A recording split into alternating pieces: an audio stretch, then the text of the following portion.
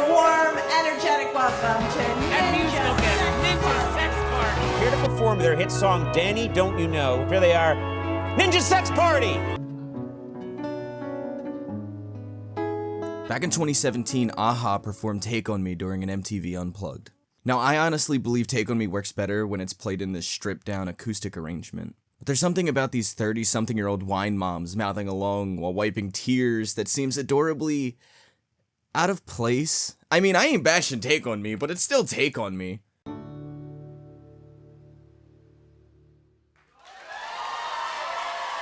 Now pay attention to this, it'll be more important later on. Now let's pretend it's 2015. None of the horrors of the past 9 years have happened yet. Now let's focus on the important thing at hand. We can save Harambe. Have you ever heard of Harambe? No. You've never heard of Harambe? No. Okay, Amanda, I'm not awesome. gonna do the thing that I've done before. I'm not gonna lie to you. I'm telling you the truth. And they then shot Harambe. It's sad. We're now dealing with the trauma that everyone else dealt with years ago. Is there a protest that I could go to?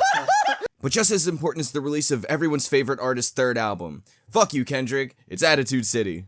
After the ever-classic NSFW almost being a collection of their videos thus far, and the criminally underrated second album, Strawberries and Creams, feeling more like the same, Attitude City was the first album to have an overall theme. I'm not sure if I discovered Game Grumps first or NSP themselves, but I dived completely into their content at this point. There was even a point in high school where I blasted NSFW through my dad's car to see how far he'd let me go with it. The answer to that was track 6, If We Were Gay. Way to go, Dad, I didn't think I'd get that far. Now if you could be proud of me for a sec. However, just a year later, all of time and space would ejaculate onto itself when Danny and Brian brought along TWRP for a new album theme. The new theme is unoriginality. The first track to release was a cover of The Last Unicorn in January of 2015. The cover was to promote the film's re-release. Originally, you were allowed to download the song for free since it was just a fun promo thing. But that shit's gone for obvious reasons. Now I could talk about Under the Covers for hours about how perfect it is.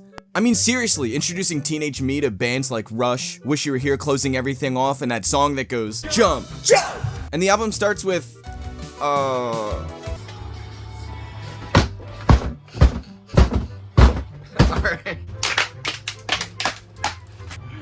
This was really cathartic. Is your hand okay? Oh, it's fine. It's kind of like a little hurt. I don't know, the song just keeps following me like a bad omen. NSP decided to... Okay, make another Under the Covers album. This time, instead of starting with a-ha, it starts with that one Weezer song. You know the Weezer song, the one that goes bum bum bum ba-dum bum bum. But after Danny and Brian walk up to the members of Twerp in a lonely jazz club, get real close and say, Get in, loser. Making another original album. So in 2016, Ninja Sex Party slipped 2 singles in between the first 2 Under the Cover albums and kinda just let them sit there for a while. The first single, Cool Patrol, is the title track and basically shows the general vibes of the rest of the album is gonna have throughout. Essentially, Danny and Brian try their best to empower the quote-unquote losers with sweet jams and words of encouragement, even if they're not the best at it. Your training is complete. Now go show those fuckers who's boss. Okay. Hey guys, listen up. You put your hands in. Oh God. Oh no, they killed Green Variant Markiplier. And since they've got help from Twerp backing them, their sound gets more mature with their themes. Even if they...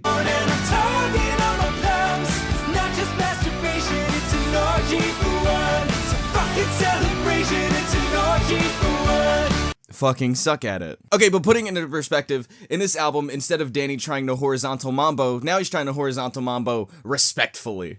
You've helped me grow into a man. My shallowness is a thing of the past. I wanna slam you with my empathy, and then I'll rail you with my class. I wanna plug you with respect all through the night. I'm bursting out of joy and light.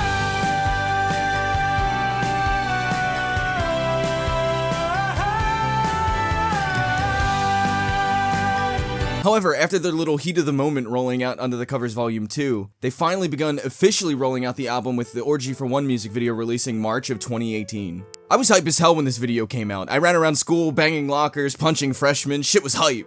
I went to tell my friends and they just responded with, oh, cool. My friend Jared responded with, yeah, I know, that's old shit, you're late as hell. Like, what do you mean? It just came out this morning. And so it was in that third period geometry class that Kaz realized that his friend Jared was a time-traveling Martian. Danny Don't You Know followed afterwards and had a 2018 Finn Wolfhard as young Danny, which, fan casting, am I right? And since Finn was in the video at all, it got a decent amount of traction from the outside world.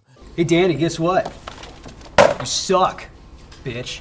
There's an alternate universe where I'm talking about Nate Wants to Battle's 2018 single, Nate Don't You Know. And I'm still not sure if I exist in the right timeline or not. Spider-Man messed up that spell and now everything's gone aloof. Hot Aunt May is dead, all the villains have escaped, and Nate hasn't made an original album since the year this album came out. There was another one? My bad. That's not really my fault. Nate's quit making FNAF songs to focus on original music, on and off more than these two white people. So does it make Springtrap Ross or Rachel? I honestly don't know how to explain the weight this song carries. But the top comment pretty much sums it up. I think this is the only time in my life where I'll find Finn Wolfhard pretending to be Danny Sexbang riding a shirtless Markiplier pretending to be a centaur while Dan Avidan sings a song about puberty. Oh hey, it's Red Variant Jacksepticeye! So 5 more music videos and an album release later, I end up in my senior year of high school and NSP announces that they'll be on Conan. Now the album before that was pretty stressful. Slay Dragons, listen to an underwhelming ass Panic at the Disco album. I figured out what the word restraint meant when Nate released Paid in Exposure. Oh, and Cool Patrol released. Debuting at number 1 in the Billboard Comedy and Independent Albums charts, also peaking at number 2 at the Top Rock Albums chart at number 21 on the Billboard 200. At the end of the year, it was even listed as the number 1 comedy album on Billboard's end of year list. That's right, cooler kids on the playground. My boys are pop icons now. We don't need your review AV Club, you delusional hacks. About a month into the album circulation in September, the world woke up to the announcement that NSP would be performing their Daniel Aren't Thou Aware on Conan, making their first live TV appearance, and possibly their last, seeing the way TV's making out. I mean, Conan's show doesn't even exist anymore. He's doing the cooler kids in podcasting. I'll rewatch the episode, but I don't think we're supposed to be holding these for this long. It's all, sticky. This episode starts and immediately it's the most surreal trip back to 2018. Like, I genuinely forgot that Trump was president. You remember Donald Trump, right? Reality show host, Nancy Pelosi's sleep paralysis demon, and, you know, that one Domino's ad that YouTube keeps recommending me. Here's the deal. You give me those 3 pizzas. Only I'll give you just $5 a piece. Sure. Okay. Still got it, Donald.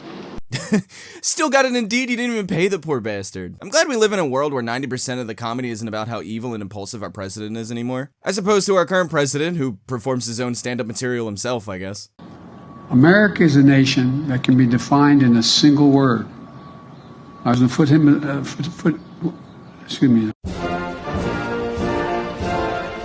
Watching this back, I realized that the thing that ages the worst about these late night shows is the monologues themselves. Although I do think that Conan's show was the best of late night by a wide margin. I mean, hell, I actually watched this show back in high school at the time. I'm still glad he ended the show and moved over to podcasting. The format of talk shows is so restrictive and awkward. Not all the jokes falter, but every once in a while you get a setup that reminds you that you're watching a talk show. It's very Fallout New Vegas. Honestly, the best moments of the opening monologue was the skit here with, "Oh shit, it's Ross!" Ross, could you tell us about your experience having your face on Crowdcam? Oh, yes. Basically, when they walked up to us, they said, this woman came down, she said, hey, and we're gonna replace you with actors. And then everyone else around you is gonna be on camera.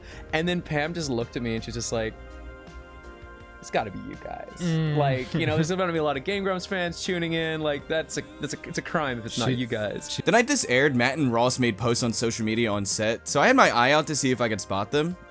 I don't know why I didn't think it was gonna be this easy. Special guest ninjasexparty is on the show. Hey, can I get some carrot chips? Can I get some carrot chips? Oh, thank you. I love this airline. It's not an airline. You're not on an airplane. Sorry, Captain. Honestly, if you told me that NSP was gonna be performing on a late night talk show, I just assume it'd be Conan. I mean, it'd be weird if he made an appearance on something like Jimmy the Man Show Kimmel. Conan's show just gives off that nerdy vibe that really works when he brings on lesser known people like ninjasexparty or Daniel Sloss. In comparison, do you remember when Markiplier was on Kimmel? It's genuinely some of the most uncomfortable moments of television I've ever seen. If I were the evil purple glove man in 2018, that would have been the first thing to go. Kimmel makes jokes at the expense of Mark and his fan base, and every time Mark makes an attempt to explain the concept of Let's Plays to him, it's ignored in favor of another hilarious clip, like when Mark explains how he interacts with his viewers and does charity events and tries to make a more personal experience for them, and Kimmel returns that with, "Duh, then you fuck 'em, right?" This is completely off script, but I do remember Conan have the same type of segment where he plays video games and doesn't understand them. But from what I do remember, him not understanding it was at his expense, like making him out to look like an idiot, and not really the game. Although I haven't seen Conan since 2018, so I might just be completely wrong. Conan's show feels like, even if he doesn't understand, he's still gonna try his best. He feels the closest to a real human being is what I'm trying to say. I mean, do you know how much of a nerd you have to be in order to be an unlockable character in LEGO Batman 3? I don't see Jimmy Kimmel in LEGO Batman 3. I rest my case. Last week, I don't know if you saw this, everyone was talking about it. Mark Wahlberg posted his grueling daily schedule on Instagram. He starts his day at 2:30 in the morning. You can see all this crazy stuff. He hits the gym at 3:40 in the morning. Wow, and then it says at 8 p.m. assault elderly Asian people. Jesus Christ. I'm sorry, that's not fair. That was the old Mark Wahlberg. That was, you know, back when Mark Wahlberg was Marky Mark. As a writer and just a full fucking film nerd in general, Dead Poet Society is one of those special films that we can all pretentiously dork out about. But watching this episode in full all these years later, it's super wholesome to hear Ethan Hawke tell stories about Robin Williams in the same episode that stars Ninja Sex Party. Same goes with Daniel Sloss being in this episode. I feel like this lineup was constructed specifically for niche things 17-year-old Kaz liked. I really enjoyed Daniel Sloss whenever he was on Conan. He's one of those stand-up acts that is just popular enough for you to forget how you discovered him in the first place, but yep, there he is. I watch this now. Here to perform their hit song, Danny Don't You Know, a message to the lead singer's younger self. Here they are, Ninja Sex Party!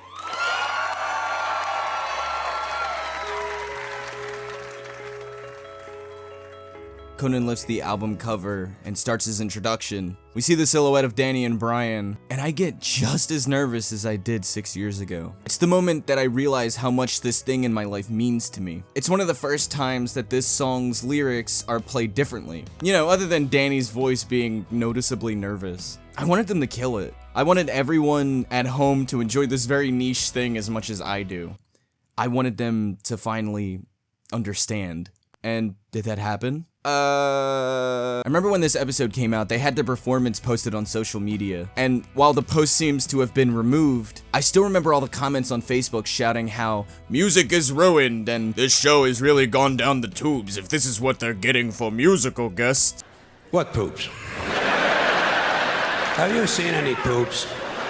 Where are these tubes? And the fuck is this? And while those comments have faded from existence, all the positive fan responses still live through subreddit and YouTube reposts. A part of me believes that if they performed a more comedic song from their album, maybe they would have gotten the aesthetic and vibe of their band across. Maybe if the arrangement and backing was more on their side, they would have been cheering as loud as I was. But when my sister and I watched them perform that night, I was just entering my senior year and dealing with the worst summer ever. I'm glad that this is the song I heard that night. At the end of the day, it's goofy, and it's weird, but it's everything I needed to hear at that moment.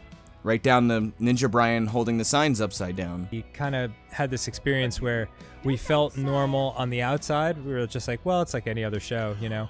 But then when it came time to play, like, I opened my mouth and my voice was just like all over the map, and I was like, whoa, that's crazy. And then Brian said he looked down and his hands were shaking. But then, you know, like, 10 seconds in, 15 seconds in, like, it was just like any other gig, you know? Like, I'm almost 90% sure that I was crying that night. And if I wasn't, I was definitely on the verge of it. And 6 years later, I sit here re-experiencing this highlight in an otherwise worst time of my life, and I finally realized that this, right here, was my fucking aha take on me unplugged moment. I was the wine mom all along! This could be one of those video essays where we get to the end, and I reveal an emotional detail from my past that explains the personal connection that was only slightly hinted at before. My Uncle Ben loved Why I Cry, and when Ninja Brian flubbed up the cards, I thought of him and wept. But then I thought, fuck it. That To the Moon video just did that, and I'm all cried out. I'm not fucking doing that again. At least not until next week, I guess. Danny said that they wanted to put more of themselves into their music. That he couldn't possibly fathom that a band as weird as Ninja Sex Party could make anyone emotionally connect. And I'm sure it's weird to other people when I fail at the what's your favorite artist question, but even I think it's weird how emotional I get when thinking about the band. NSP is 15 years old this year. It's strange to be so nostalgic about something like Ninja Sex Party. I went to their acoustic tour, sang Hey Jude with everybody while fighting emotions, ate a sandwich, changed my name. Some of that wasn't really related, but you get my point. I mean, I was just jamming out to funny songs about dinosaurs and unicorns. And then out of nowhere, Danny comes in and tells me, hey, I get it. I know you feel weird and strange, and a lot of people don't get you a lot of the time, but I get it. And It'll be okay. Come on, you are a star tonight. Daddy, don't you know that you're a spender? Okay. Let me hear that. I don't know what that was. Hey Jude, don't make it bad. Take a sad song and make it better.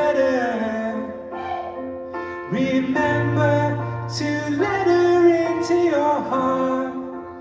Then you can start to